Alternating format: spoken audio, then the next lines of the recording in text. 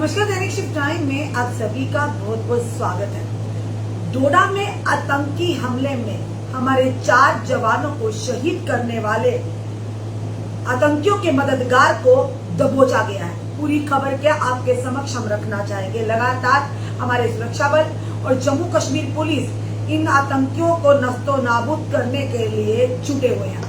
अभी तक की जो खबर आ रही बताना चाहेंगे, डोडा से दबोचा गया आतंकियों का मददगार शौकत अली। बताना चाहेंगे कई दिनों तक की दी थी इसने आतंकियों को पनाह, पाकिस्तान में भी करवाई थी बात। बताना चाहेंगे जम्मू कश्मीर के में डोडा जिला के वन क्षेत्र में आतंकियों की ताजा हरकतों के बाद बताना चाहेंगे सुरक्षा बल मुस्तैदी के साथ आतंकियों की तलाश में लगे हुए हैं।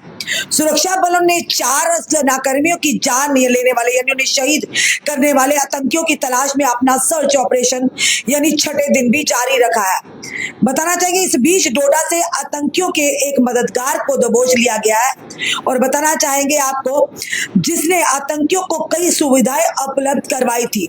शौकत अली नाम के इस शख्स पर आरोप है कि उसने सोमवार को यानी जब ये मुठभेड़ हुई थी उससे पहले आतंकियों को कई दिनों तक पनाह दी थी और इंटरनेट भी मुहैया करवाया था।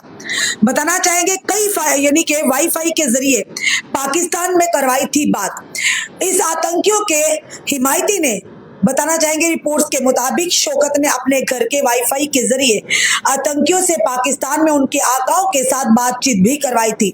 इस पूरे ऑपरेशन में शौकत का पकड़ा जाना एक बड़ी कामयाबी माना जाता है क्योंकि आतंकी अभी तक फरार हैं। डोडा में सेना के काफिलों पर आतंकवादी हमले के बाद सेना ने यानी कि 5वें से छठे दिन इस पूरे इलाके को घेरा हुआ है। आतंकवादियों के सफाए के लिए 170 किलोमीटर के इलाके में सेना के 2000 जवानों ने घेरा डाल रखा है और चप्पे चप्पे पर तलाशी ली जा रही है, यानी जल्द ही उनका होगा सर्वनाश। बहुत जल्द आतंकियों को मार गिराएगी हमारी सेना। बताना चाहेंगे कि इस ऑपरेशन में बीएसएफ और जम्मू कश्मीर पुलिस की भी मदद ली जा रही है। हेलीकॉप्टर्स और ड्रोन की मदद से घने जंगलों में आतंकवादियों को खोजा जा रहा है। डोडा किश्तवाड़ रामबन रेंज के डीआईजी श्रीधर पाटिल ने कहा कि सेना और जम्मू कश्मीर पुलिस का स्पेशल ऑपरेशन ग्रुप मिलकर आतंकवादियों के खिलाफ ऑपरेशन चला रहा है। उन्होंने कहा कि अब तक 2 बार आतंकियों के साथ एनकाउंटर हो चुका है और सिक्योरिटी फोर्सेस आतंकवादियों के बेहद करीब है। डीआईजी ने कहा कि बहुत जल्द उन्हें मार गिराया जाएगा, यानी उनका सर्वनाश किया जाएगा। हमारे सेना के जवानों को शहीद करने वालों को बख्शा नहीं जाएगा। देश उनका ऋणी रहेगा, देश उनकी कुर्बानी को हमेशा याद रखेगा। पर इन आतंकियों का जो अभी फरार है, हमारे सेना पर घात लगाकर हमला करने वाले ये कायर और बुज़दिल आतंकी, इनका सफाया करना, इन्हें नस्तो नाबूद करना बहुत ही जरूरी है, जिसके चलते ड्रोन्स के माध्यम से अलग अलग तरीकों से सर्च ऑपरेशन चलाए जा रहे हैं। 170 किलोमीटर पर पूरी तरह से सेना ने जाल बिछाया हुआ है। हमने पहले ही आपको कहा था घर का भेदी लंका डाय, ये जो गद्दार हैं ये नमक हरामी करते हैं, देश का नमक खाकर देश की सेना के साथ, देश के लोगों के साथ गद्दारी करते हैं।